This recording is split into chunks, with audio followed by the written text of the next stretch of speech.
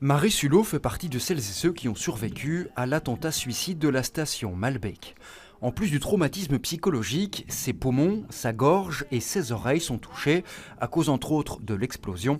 Mais à ce moment-là, difficile pour elle de vraiment se considérer comme victime. J'ai eu d'abord ce sentiment d'être vraiment très très forte chanceuse, ce que je suis et ce que je suis encore très reconnaissante à être. Du coup, on ne se sent pas tout à fait légitime dans ce sentiment de victime. On se compare toujours à tous ceux qui ont eu plus. Elle obtient à l'époque une petite indemnisation, de quoi à peine couvrir les tout premiers frais médicaux. Mais c'est en fait au moment du procès, des années plus tard, qu'elle réalise le choc qu'elle a subi. Elle décide alors de réellement entreprendre les démarches pour obtenir réparation.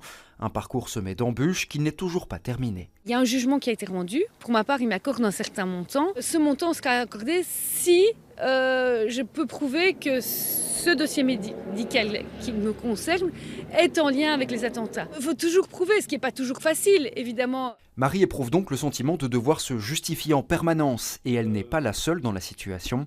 D'autres victimes finissent carrément par abandonner au vu de la lourdeur de la démarche. Il y a certains médecins qui considèrent qu'une victime est a priori un simulateur.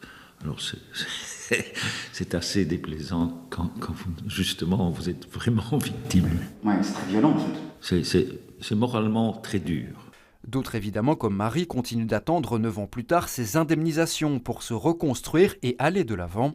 Au total, les compagnies d'assurance devront verser quelques 140 millions d'euros pour des dommages corporels, moraux ou bien matériels. Un peu plus de 84 millions d'indemnisations ont déjà été versées aux victimes sur les 140 millions de charges totales des sinistres qui a été estimé.